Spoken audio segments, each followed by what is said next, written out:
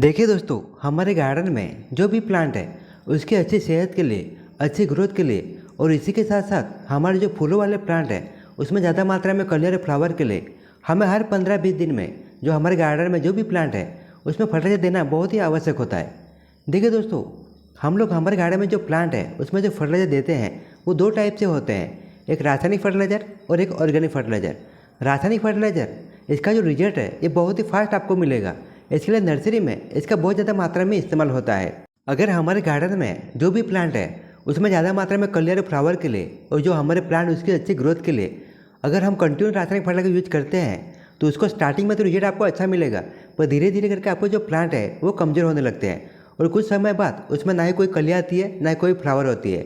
देखिए, रासायनिक फर्टिलाइजर इसका यूज करना ही नहीं चाहिए, ऐसा मैं नहीं कहता हूँ, पर दोस्तों उसका बहुत ही कम मात्रा में हमें इस्तेमाल करना चाहिए और इसके बदले हमें जो ऑर्गेनिक फर्टिलाइजर उसका इस्तेमाल करना चाहिए।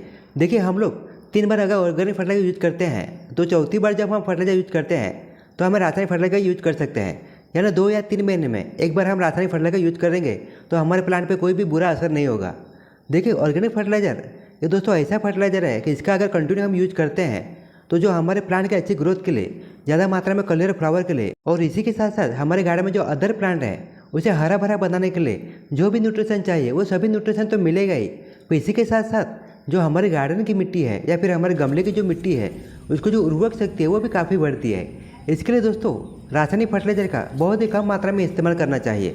देखिए, हमें हमेशा ऐसा लगता है कि जो रासायनिक फर्टिलाइजर है ये बहुत ही पावरफुल है और इसी के साथ साथ इसका जो रिजल्ट है ये हमें बहुत ही फास्ट मिलता है, पर देखिए ऐसा है ही नहीं दोस्तों। कुछ ऑर्गेनिक फर्टिलाइजर भी ऐसे हैं जिसका रिजल्ट बहुत ही आपको फास्ट मिलेगा और बहुत ही दोस्तों ये पावरफुल फर्टिलाइजर है।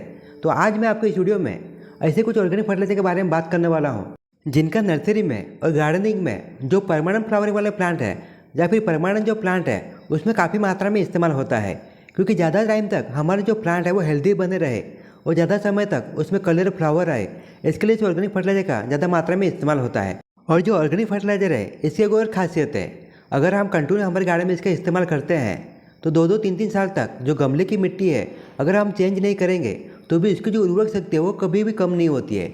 इसके लिए गार्डनिंग में जितना हो सके आप ऑर्गेनिक फर्टिलाइजर का यूज करिए ताकि आपके जो प्लांट है वो हमेशा हेल्दी तो बने रहेंगे, इसी के साथ साथ जो गमले की मिट्टी है या फिर गार्डन की मिट्टी है वो भी दोस्तों हेल्दी बनी रहेगी। तो आज मैं आपको इस वीडियो में 6 ऐसे ऑर्गेनिक फर्टिलाइजर के बारे में बात करने वाला हूँ।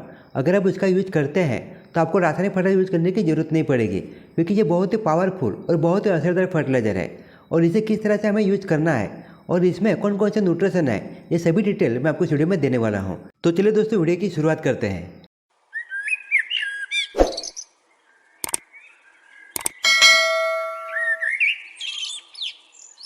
देखिए, आज जो मैं 6 ऑर्गेनिक फर्टिलाइजर के बारे में बात करने वाला हूँ ये कोई नए फर्टिलाइजर नहीं है। फार्मिंग में और गार्डनिंग में हम कई सालों से इसका इस्तेमाल करते आ रहे हैं। अगर हम इसका इस्तेमाल नहीं करेंगे तो इसके सिवा दोस्तों हमारी गार्डनिंग और हमारी फार्मिंग अधूरी है, क्योंकि इसका इस्तेमाल हमें करना ही पड़ता है। और इसमें जो सबसे पहले जो फर्टिलाइजर आता है वो है गोबर की खाद। देखिए, गोबर की खाद में बहुत ज़्यादा मात्रा में NPK होता है और इसी के साथ साथ इसमें काफ़ी मात्रा में मैग्नीशियम, आयरन, सिलिकॉन और दोस्तों आयोडीन भी पाया जाता है। देखिए, कितनों सालों से गार्डनिंग में और दोस्तों खेती में इसका बहुत ज़्यादा मात्रा में इस्तेमाल हो रहा है और इसकी जो वैल्यू है ये अभी तक कमी नहीं हुई है, क्योंकि ये जो फर्टिलाइज़र है ये सो रिलीज फर्टिलाइज़र है। अगर हम एक बार इसका इस्तेमाल करते हैं तो कम से कम हमें 1 से 1.5 महीने तक अदर कोई फर्टिलाइजर देने की जरूरत नहीं पड़ती है। ये धीरे धीरे इसका जो न्यूट्रिशन है वो हमारे प्लांट को मिलता रहता है। और ये जो गोबर की खाद है उसकी और एक खासियत है, अगर इसका हम कंटिन्यू हमारे गार्डन में या खेती में इस्तेमाल करते हैं तो जो हमारे गमले की मिट्टी है या फिर हमारे खेत की जो मिट्टी है उसकी जो उर्वरक शक्ति है वो काफ़ी बढ़ जाती है। इसके लिए खेती में इसका काफ़ी मात्रा में बहुत सालों से इस्तेमाल हो रहा है और अभी भी इसका बहुत ज़्यादा मात्रा में इस्तेमाल होता है। देखिए, इसके बाद जो हमारा नेक्स्ट फर्टिलाइजर है वो है सरसों की खली। देखिए, सरसों की जो खली है इसमें काफ़ी मात्रा में NPK पाया जाता है, यानी इसमें NPK की जो मात्रा है वो 4-1-1 की इसमें मात्रा पाई जाती है और इसी के साथ साथ इसमें 80% एमिनो एसिड पाया जाता है। इसके लिए गार्डनिंग में जब भी आप गमले की मिट्टी बनाते हैं तो अगर इसे 15 या 20% का डाल देते हैं तो आपको 1 महीने तक अदर कोई फर्टिलाइजर देने की ज़रूरत नहीं पड़ेगी। और अगर इसका लिक्विड बनाकर आप अपने प्लांट में देते हैं तो दोस्तों जो बाहर से आपको NPK जो आप देते हैं वो देने की ज़रूरत नहीं पड़ेगी। और जितना हो सके आप गार्डनिंग में जब भी सरसों की खली का यूज करते हैं तो इसका लिक्विड बनाकर ही यूज़ करिए, यानी लिक्विड फर्टिलाइजर बनाकर यूज़ करिए। और इसका लिक्विड बेस में फर्टिलाइजर किस तरह से बनाना है इसका भी वीडियो मैंने अपलोड किया है, अगर आप चाहते हैं तो वीडियो देख सकते हैं। और इसी तरह से आप दोस्तों लिक्विड फर्टिलाइजर बनाकर आप अपने प्लांट में देंगे तो आपको प्लांट को बाहर से कोई भी फर्टिलाइजर देने की ज़रूरत नहीं पड़ेगी, क्योंकि इसमें बहुत सारे माइक्रोन्यूट्रिएंट्स और मैक्रोन्यूट्रिएंट्स पाए जाते हैं। देखिए इसके बाद जो हमारा नेक्स्ट फर्टिलाइजर आता है वो है बोन मील। देखिए बोन मील जो फर्टिलाइजर है ये सोल रिलीज फर्टिलाइजर है। अगर हम इसका एक बार इस्तेमाल करते हैं तो आपको कम से कम 1 से 1.5 महीने तक अदर फर्टिलाइजर देने की जरूरत नहीं पड़ती है, क्योंकि ये धीरे धीरे डिकम्पोज होता रहता है और जैसे ही डिकम्पोज होता जाता है वैसे ही उसका जो न्यूट्रिशन है वो हमारे प्लांट को मिलता रहता है। देखिए बोन मील में काफ़ी मात्रा में कैल्शियम और फास्फोरस पाया जाता है। इसके लिए जो भी प्लांट है उसमें कैल्शियम की और फास्फोरस की कमी पूरी करने के लिए इस बोन मील का इस्तेमाल होता है। देखिए जानवरों का जो हड्डी का चूरा है इसे बोन मील बनाया जाता है। इसके लिए कई भाई बहन इसका इस्तेमाल नहीं करते हैं, पर अगर गार्डनिंग में इसका इस्तेमाल करते हैं तो जो न्यूट्रिशन है यानी जो कैल्शियम और फास्फोरस की कमी है वो तो दूर होती ही है, पैसे के साथ साथ जो हमारे गमले की मिट्टी है या फिर गार्डन की मिट्टी है उसकी जो उपजाऊ शक्ति है वो भी काफ़ी बढ़ जाती है।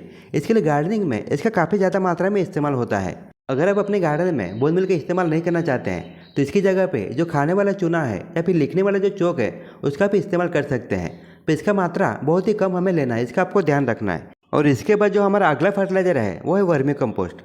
वर्मी कंपोस्ट ये केचुए से बना जाता है, यानी गोबर की खाद ही रहती है, पर इसे केचुए द्वारा इसका वर्मी कंपोस्ट बनाया जाता है। इसके लिए इसकी जो पावर है वो दोस्तों गोबर की जो खाद है इससे ज़्यादा रहती है और इसी के साथ साथ इसमें काफ़ी मात्रा में ठंडक होती है। इसके लिए गर्मी के मौसम में जितना हो सके आप गोबर की खाद की जगह पे वर्मी कंपोस्ट का ही इस्तेमाल करिए। और इसमें काफ़ी मात्रा में नाइट्रोजन पाया जाता है और इसी के साथ साथ इसमें सल्फर और पोटाश भी पाया जाता है। अगर हम नाइट्रोजन की बात करते हैं तो इसमें 2.5 से 3% नाइट्रोजन पाया जाता है और 1.5 से 2% सल्फर पाया जाता है और इसी के साथ साथ इसमें 1.5 से 2% पोटाश भी पाया जाता है। इसके लिए जो हमारे गार्डन में जो भी छोटे प्लांट है उसमें बड़ा करने के लिए, उसकी ग्रोथ बढ़ाने के लिए दोस्तों वर्मी कंपोस्ट का इस्तेमाल होता है। और इसी के साथ साथ जो फलों वाले प्लांट है या सब्जी वाले प्लांट है इसमें ज़्यादा मात्रा में फल और सब्जी पालने के लिए इसका इस्तेमाल ज़्यादा मात्रा में दोस्तों फार्मिंग में होता है। अगर आपके फूलों वाले प्लांट है और अगर उसकी ग्रोथ नहीं हो रही है या फूल बहुत ही कम मात्रा में आ रहे हैं तो एक बार इसका अवश्य यूज करके देखिए, आपको बहुत ही अच्छा रिजल्ट मिलेगा। इसके बाद जो हमारा अगला फर्टिलाइजर है वो है पोटास। देखिए पोटास में बहुत ज़्यादा मात्रा में पोटासियम होता है और जो हमारे फूलों वाले प्लांट है उस प्लांट में ज़्यादा मात्रा में कलर और फ्लावर के लिए इसके गार्डनिंग में और नर्सरी में काफ़ी ज़्यादा मात्रा में इस्तेमाल होता है। ऐसे देखा जाए तो पोटास फर्टिलाइजर एक ऑर्गेनिक फर्टिलाइजर है, क्योंकि इस पर कोई भी क्रिया नहीं की जाती है, डायरेक्ट इसे खदन कर निकाल कर डायरेक्ट किसानों के लिए और गार्डनिंग के लिए इसका यूज होता है। इसमें कोई भी मिलावट नहीं होती है, ना ही इस पर कोई प्रक्रिया होती है। तो दोस्तों इसे रासायनिक फर्टिलाइजर हम नहीं कह सकते हैं। पोटास जो फर्टिलाइजर है ये आपको मार्केट में 2 टाइप से मिलेंगे, एक लाल कलर और एक सफ़ेद कलर। 0060 है वो लाल कलर में आएगा और 0050 है वो सफ़ेद कलर में आएगा, पर दोनों का काम सेम रहता है। देखिए हमारे गार्डनिंग में ज़्यादा मात्रा में कलर और फ्लावर के लिए इसका इस्तेमाल होता है और फार्मिंग में भी इसका वो काफ़ी मात्रा में इस्तेमाल होता है। अगर आप लोगों ने अपने खेती में या गार्डन में टमाटर, बैंगन या मिर्ची जैसे प्लांट लगाए हुए हैं उसमें ज़्यादा मात्रा में फल पाने के लिए इसका काफ़ी मात्रा में इस्तेमाल होता है। देखिए पोटास का अगर हम यूज करते हैं तो जो हमारे गमले की मिट्टी है या फिर हमारे गार्डन की मिट्टी है वो एसिडिक की जगह अल्कलाइन बन जाती है और जो रोज़ का प्लांट है उसे एसिडिक मिट्टी पसंद रहती है। इसके लिए जो रोज़ का प्लांट है इसमें कभी भी पोटास का आप यूज मत करिए, नहीं तो आपका जो प्लांट है इसमें कोई भी कलियाँ या फ्लावरिंग नहीं होगी। और इसके बाद जो नेक्स्ट हमारा फर्टिलाइजर है वह सीवीड फर्टिलाइजर। सीवीड फर्टिलाइजर ये ऑर्गेनिक फर्टिलाइजर में आता है और ये जो सीवीड फर्टिलाइजर है ये मार्केट में आपको 2 टाइप में मिलेंगे, एक लिक्विड बेस में और एक ग्रैन्यूल बेस में। आप कोई भी ले सकते हैं, दोनों का काम सेम है। देखिए हमारे गार्डन में जो भी प्लांट है सभी प्लांट को अलग अलग न्यूट्रिशन की आवश्यकता होती है और अलग अलग न्यूट्रिशन के लिए हमें अलग अलग फर्टिलाइजर देना पड़ता है, पर सीवीड फर्टिलाइजर में काफ़ी सारे न्यूट्रिशन पाए जाते हैं। इसके लिए गार्डनिंग में और नर्सरी में इसका काफ़ी मात्रा में टॉनिक के रूप में इस्तेमाल होता है। इसमें एनपीके तो होता ही है, पेशी के साथ साथ इसमें magnesium, iron, zinc, boron, calcium और काफ़ी मात्रा में इसमें आयोडीन भी पाया जाता है। समुद्र में कुछ ऐसी वनस्पति होती है जिसमें काफ़ी मात्रा में न्यूट्रिशन होता है। उन वनस्पतियों को इकट्ठा करके उस पर प्रोसेस करके दोस्तों इसे फर्टिलाइजर के रूप में कन्वर्ट किया जाता है और इसे गार्डनिंग में और दोस्तों खेती में इस्तेमाल किया जाता है। देखिए ये जो फर्टिलाइजर आप यूज करते हैं तो आपको अदर कोई फर्टिलाइजर देने की जरूरत नहीं पड़ेगी। ये बहुत ही पावरफुल और बहुत ही ज़बरदस्त फर्टिलाइजर है। देखिए अगर आप गार्डनिंग करते हैं और अपने गार्डन में रासायनिक फर्टिलाइजर यूज नहीं करना चाहते हैं और अच्छा रिजल्ट आपको चाहिए तो इस सीवीड लिक्विड फर्टिलाइजर आप यूज कर सकते हैं। इसका जो पावर है ये रासायनिक फर्टिलाइजर से भी कई गुना ज़्यादा है। इसके लिए नर्सरी में इसे काफ़ी मात्रा में इस्तेमाल होता है और इसे कैसे यूज करना है और कौन से प्लांट में हमें कितनी मात्रा में यूज करना है, अगर इसकी जानकारी आपको चाहिए तो मैंने पहले इसका वीडियो अपलोड किया है। अगर आप चाहते हैं तो इसका जो स्पेशल वीडियो है वो आप देख सकते हैं और इस सीवीड फर्टिलाइजर का आप अपने गार्डन में यूज कर सकते हैं। देखिए दोस्तों, जो आज मैंने जो फर्टिलाइजर आपको बताए हैं ये एक से बढ़कर एक फर्टिलाइजर है। अगर आपके गार्डन में आप रासायनिक फर्टिलाइजर यूज नहीं करना चाहते हैं या फिर रासायनिक फर्टिलाइजर आप यूज करते हैं वो काफ़ी कम मात्रा में अगर यूज करना चाहते हैं तो इस फर्टिलाइजर को आप अपने गार्डन में हमेशा यूज कर सकते हैं। इससे हमारा जो प्लांट है उसे जो भी न्यूट्रिशन चाहिए वो न्यूट्रिशन तो मिलेगा ही, पर इसी के साथ साथ जो हमारे गमले की मिट्टी है या फिर हमारे गार्डन की जो मिट्टी है उसकी जो उर्वरक शक्ति है वो भी काफ़ी बढ़ती है। देखिए, आज जो मैंने आपको फर्टिलाइजर बताया है अगर उसका कंटिन्यू आप अपने गार्डन में यूज करते हैं तो आपको रासायनिक फर्टिलाइजर की कभी भी ज़रूरत नहीं पड़ेगी, क्योंकि ये बहुत ही पावरफुल और बहुत ही ज़बरदस्त इसका रिजल्ट मिलता है। तो चलिए दोस्तों, इसी के साथ अभी आपसे विदा लेता हूँ। अगर आपको वीडियो थोड़ा सा भी यूजफुल लगे तो इस वीडियो को लाइक और शेयर करना ना भूलना। तो मिलते हैं दोस्तों नेक्स्ट वीडियो में नेक्स्ट टॉपिक के साथ। तब तक के लिए धन्यवाद।